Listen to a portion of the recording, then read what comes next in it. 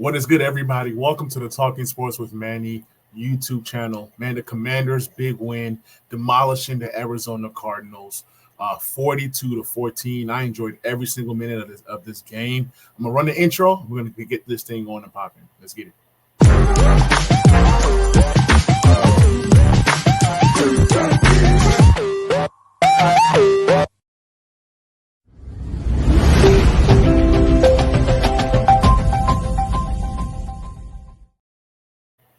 So, Jaden Daniels has been the talk of the NFL. Everybody is talking about Jaden Daniels, and it's awesome to see that the Commanders are actually starting to get love nationally. They played a great game. To be honest, when Marvin Harrison Jr. came down and scored, I'm like, oh, man, it's going to be a long day. And for Washington to then come back and return the favor with a Brian Robinson TD was amazing. First of all, let's talk about Brian Robinson Jr., man. He's having a awesome season, 100 yards rushing on 21 carries, 4.8 yards per carry, and a score. We had Jeremy McNichols, who, came in to step in for Austin Eckler and had a great game. 8 carries, 68 yards, 8.5 yards per carry, and 2 rushing TDs. Then you got Jaden Daniels, who does it all. He had 8 rushes, 47 yards, and a touchdown. As a team, the Commanders rushed 37 times for 216 yards on the ground, and they ran an efficient 5.8 yards per carry and 4 TDs total running the ball. And then, of course, Jaden Daniels adds another touchdown pass to Terry McLaurin. He threw an interception. There's a debate. Was it Terry's fault? Was it Jaden Daniels' fault? It doesn't matter. What matters to me is that Jaden Daniels, after making that interception, came back out there and made some pretty good plays. And this guy continues to complete passes at a huge rate. He threw 30 passes. He completed 26 of them, 233 yards passing, like I said before. Receiving is great to see Terry have a good game.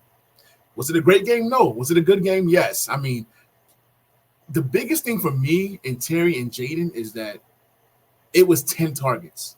So it shows me that Terry was involved, right? Now, of course, they could have connected better or connected for more.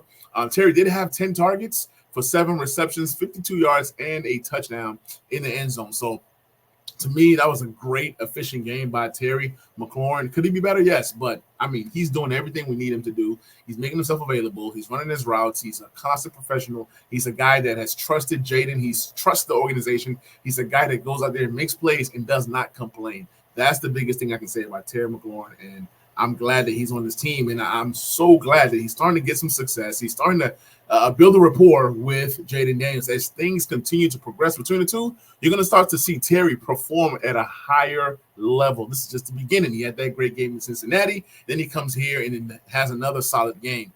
Two games back-to-back with touchdowns. We all want to see Terry McLaurin score more touchdowns this season, and the team is having fun. Noah Brown, great addition. 3 receptions for 26 yards, but then Olamide Zaccheaus had a great game. He was targeted 6 times. He caught 6 receptions for 85 yards, including along of a 27-yard reception. So just imagine, Zach Ertz played well, 3 receptions, 22 yards, and then he also got that 2-point conversion as well.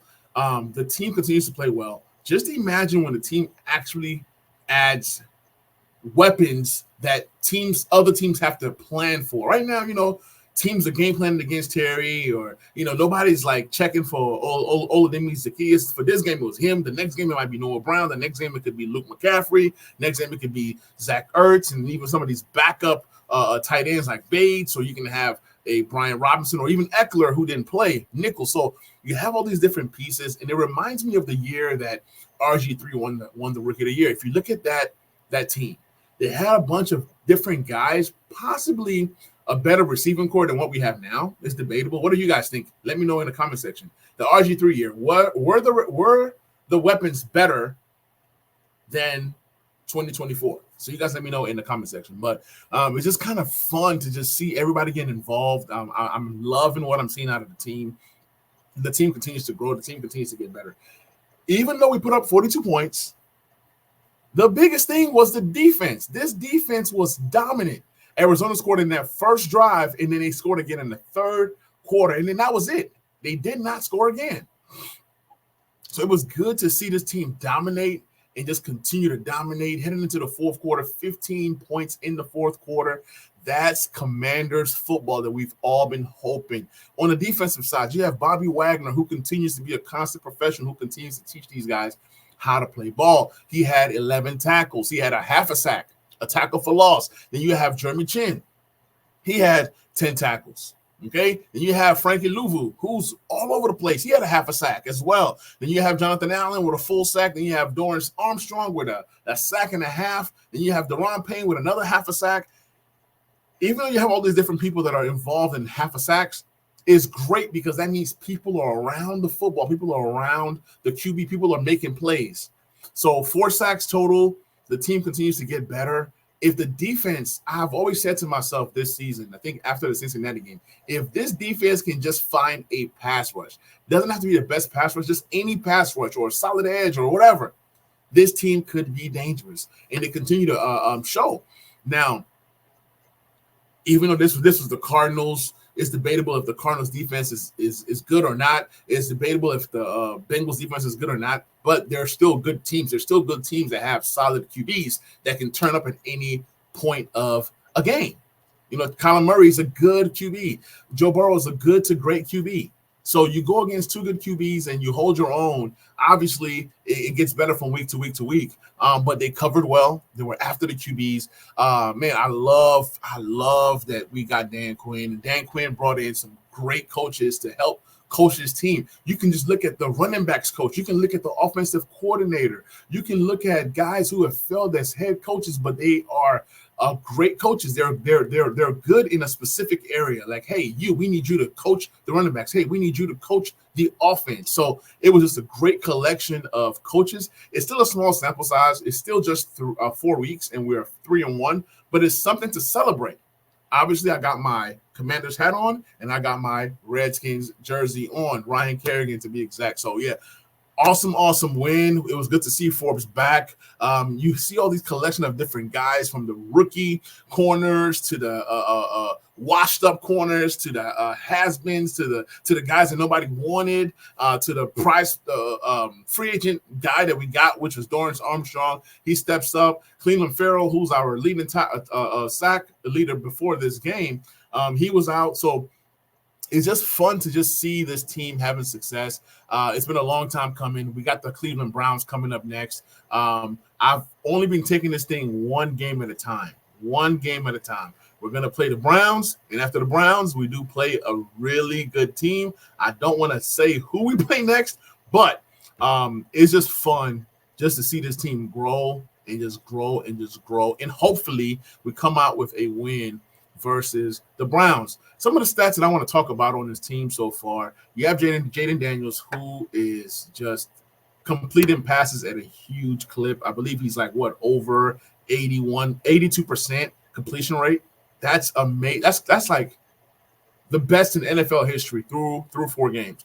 Obviously, there's going to be times when a season progresses that he might slow down or he might have a bad game, but his confidence is there. You can see him smiling. You can see that he's a leader. You can see that the team trusts Jaden Daniels, and they're keeping him upright. The offensive line is playing a whole lot better. They allowed no sacks versus Arizona, which was a great plus for me. So Jaden Daniels right now, 897 yards passing.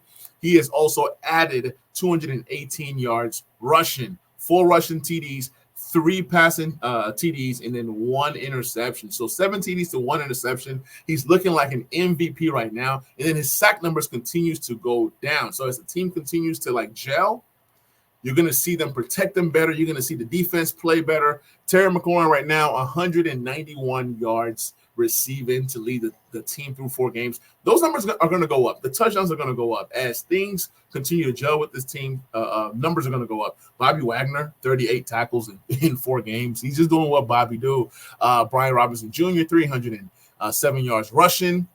You have Jaden Daniels with 218 yards rushing. And you have Eckler. And now you have Jeremy McNichols pitching in, stepping up. As a team, the team has 10 rushing TDs. That's the bulk of what this team does. We get rushing TDs. Brian Robinson Jr. has 3. He has the potential to get 10. Jaden has 4. Eckler has 1. Jeremy McNichols has 2. So you have a 3-headed monster, 4-headed monster of rushers who are going to help this team. They're going to there's a balance. There's a perfect balance, something that we didn't see with Eric Bieniemy last year. He wanted to have Sam Howell go out there and throw for 60, 61, 50-something pass attempts. It's ridiculous what he had Sam Howell doing out there. But you have a guy in Jaden Daniels that brought him in slowly. Somebody called it a college offense, and he just unleashed. He just unleashed, and then that's kind of where we've been. And it's going to continue to get better and better and better. The Browns should be a tough matchup. They have a solid defense. Outside of Terry McLaurin, you have Zach Ertz with 150 yards receiving, and you have Eckler 121. With Eckler and Zach Ertz being our number 2 and number 3 in receiving yards, that just shows you that we need a little bit more out of the receivers. Sakia stepped up this past week. The week before that, Noah Brown. Then you have Luke McCaffrey. So it's like a patchwork of receivers. Just imagine when Jaden Daniels gets another guy that teams have to plan for, like a Devontae Adams type of guy. I'm not saying exactly Devontae Adams, but somebody of that caliber. And then it opens it up even more for Terry, and it makes his offense even more crazy, more dangerous. Defensively, I want to see us get more and more sacks. We have 8 sacks on the season right now. And the leader in sacks is, I guess, it's Dorrance Armstrong. I thought it was Cleveland Farrell. Cleveland Farrell and Dorrance Armstrong are tied for 2. Then you have a bunch of guys with half a sacks, a few guys with 1 sack. We don't have an interception yet, but we do have a fumble recovery. So it's good to have a fumble recovery. And I guess Jeremy Chin got one as well. I don't remember that. To be honest, I don't remember Jeremy Chin's fumble recovery. Well, go figure. Takeaways are good. So this week we turned over the ball once and we was able to take the ball away. And that's a recipe of success. When you're not turning over the ball, you can win a lot of games. Not turning over the ball, running the ball, taking care of the ball, passing the ball, moving the ball, time of possession, all these different things are ingredients for winning. And then now we finally have a kicker in Seibert who just continues to just make kicks. And I'm loving what we're getting out of Seibert. What is he, 10 for 10? He hasn't missed a field goal yet. Cade York, we brought that guy in. He missed 2 field goals. We have to let him go. Tress Way has only punted 4 times this season. And in the last 3 games, only 1 punt. This team is clicking on all cylinders. I mean, let's just keep it rolling, man. Let's just enjoy this for what it is. We are 3-1. We are number 1 right now in the NFC East. And we're looking good in the standings in the entire NFL right now. So I don't know how the season is gonna how the season is gonna progress. But if the season ended today, the Commanders are the 4th seeded team in the NFC, and that's because Tampa Bay beat the Commanders, and then Seattle hasn't played yet. So if Seattle loses, Commanders could easily move into the top 3. But it's still very too early, but it's still kind of good to look at these things, look at these numbers, look at these trends, and kind of look at where we're going, what could happen, and all that good stuff. So tonight I'm praying and hoping that the Seattle Seahawks lose, so that way you'll get like a slew of 3 or 4 teams that are tied at 3-1, and hopefully the Commanders continue to win. Hail to the Commanders. Let's get it. Catch you guys on the next episode. I'm out. Peace.